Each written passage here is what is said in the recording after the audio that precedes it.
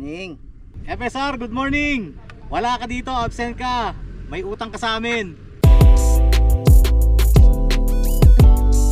Ngayon ang dala ko is FJ Cruiser. FJ Cruiser 2015 model. Kaya FJ pala ang napili kong gamitin para sa overlanding, trail, hard or light trail kasi ito rin ang na-advise sa akin ng mga kaibigan ko. At ito rin nakikita ko kasi dati kasi nanonood lang ako sa YouTube ng mga nagte-trail. Ito lang kasi talagang nakita kong talagang capable sa mga river crossing, sa mga drops, mud, everything. Magandang gamitin para sa overlanding. Ang dala ko is yung rig ko na FJ Cruiser 2014 model. FJ kasi reliable. Alam nyo naman, ang makina niyan talagang pag inalagaan mo, sabi nga nila lifetime. Ang dala ko FJ.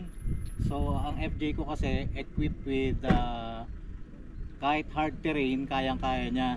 So ito yung dinala ko ngayon. Although mayroon akong ibang rigs, pero pag ganitong mga trail, FJ dinadala namin kasi unang-una niyan ready sa mga hardcore trail kahit na medyo light trail lang ngayon. Actually hindi masyadong sagad to kailangan lang talaga sa pag-overlanding ang ipina-install ko. Overlanding, then mga light trail and heavy trail katulad ng sa harapan. Front bumper is ARB also, tapos naka BP51 suspension, naka intensity Solis 9-inch cam up winch, rigid ARB, rigid light, tapos sa likod din naka steel bumper din. And tapos siyempre kailangan pag magte-trail ka, kailangan yung mga reliable na gulong ang dapat nating gamitin katulad ng Nito Trail Grappler, and also naka rock slider, tapos mga UBP, yun lang kailangan necessary lang para sa mga overlanding. Tapos siyempre pag nag-overlanding ka, kailangan ARB owning and ARB Esperance na RTT. Siyempre, para mailagay mo, kailangan mo ng ARB base rack. Sa pyesa, lahat ng pinakabit ko is ARB. From bumper, front bumper, rear bumper, rock slider, ano pa ba? Basta puro ARB yung straight. Yan ang kinabit namin. Sa mags ko is fuel. Tapos ang tires ko is Mickey Thompson. Kasi hindi mo alam kung ano yung susuungin mong karsada. So nag-equip ako ng Mickey Thompson para nagsigurado lang ako para walang problema. Ang aking gulong Nito Trail Grappler. Tapos ang aking bumper puro halos ARB lahat ng ng accessories ko. Pati yung iCamper na iba, although may RTT ako na na tulugan namin mag-asawa, ARB rin yan. So basically lahat yan hanggang ilalim ARB. So subok na yan sa hard trail. Ang pagkakaseto to hindi agad-agad niya. Hindi lang namin kung ano yung talagang mas kailangan. Siyempre nag-ask din tayo dun sa talagang sanay na kung ano talagang kailangan na setup. Katulad in-advise ni FSR Auto Works kung ano talaga yung kailangan. So tumagal to ng setup siguro isang taon din kasi hindi sa isang setupan Ngayon habang kasi nagte-trail, makita mo kung ano yung kulang mo na kailangan i-install sa sasakyan natin katulad itong sa FJ Cruiser. Na talagang yung kung ano rin talaga kailangan na accessories, yun lang ang pinasetup ko kay FSR. Pinasetup ko yan kay FSR 2022. Since 2022 pa yan yung setup ng FJ ko. So far walang naging problema. So nagagamit ko pa rin yan kahit sa hard trail.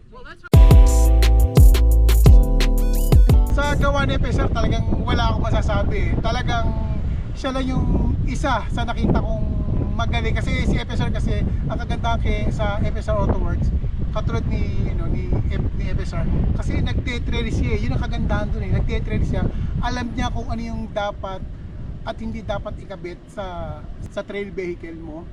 At yun nga yung ano ko sa kanya, talagang in-advise sa akin, Kuya Y, kailangan ng ganyan ikabit, kailangan natin may rock slider, Kuya Y, kailangan pag magtitiri tayo, lalo pag malaki, kailangan doon tayo sa napapagkatiwalaan ng mga accessories lang katulad ng BP51. Napaka komportable sa trail, kahit sa road, napaka komportable.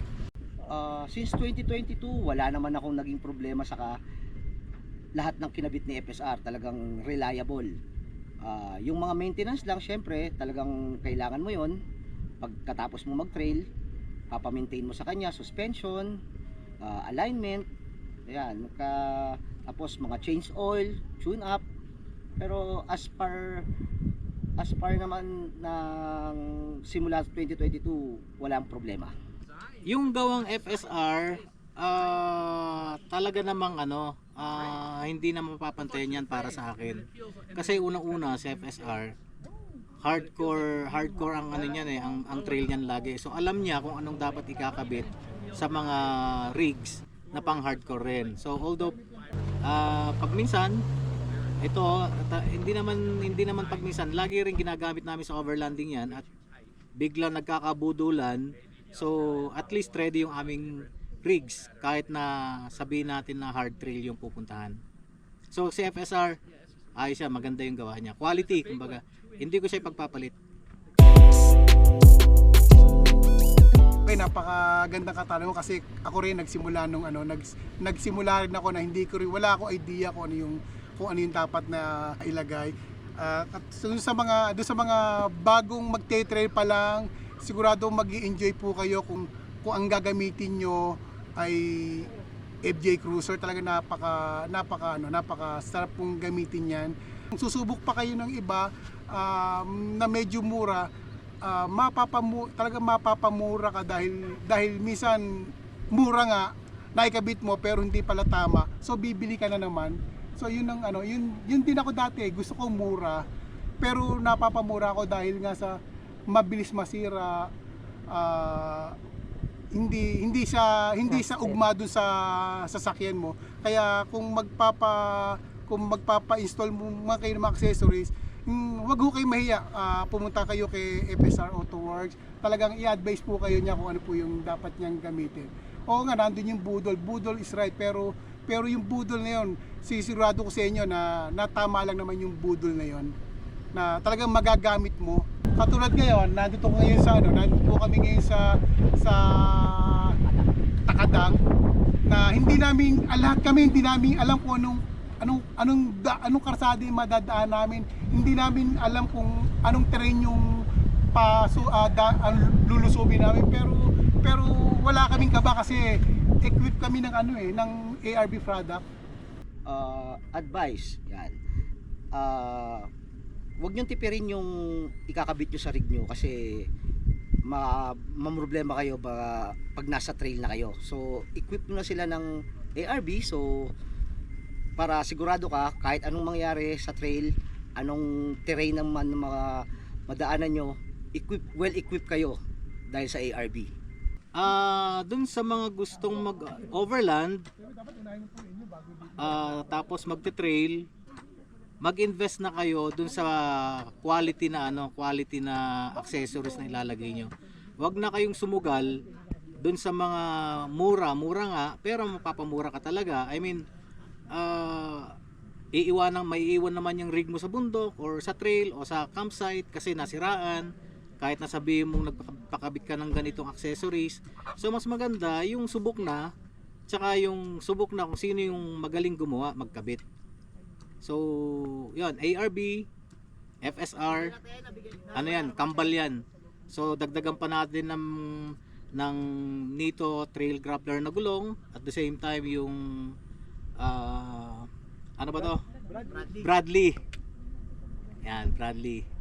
So yan, mga subok yan. Subok lahat ng mga brand yan. So kami, hindi kami mag-iisip ng kung ano no, baka anong mangyari sa aming trail, o pag minsan naman hindi naman maiwasan, pero may mga minor problems, pero kaya namang ayusin. Pero kami sa loob-loob namin, safe kami sa aming rigs kahit saan kami pumunta. Professor, maraming salamat nga pala sa mga advices mo sa amin, hindi lang sa akin, pati doon sa mga ibang kasama ko na sinetap mo. Talagang masaya kami, natutuwa kami dahil talagang pinatibay mo yung aming sasakyan. Thank you. Okay, Tol, FSR, thank you sa maganda mong build sa mga rigs namin. So sulit na sulit naman yung na-invest namin sa aming mga rigs. Lalo pag kasama na yung pamilya namin. Safe na safe. Thank you, Tol, FSR.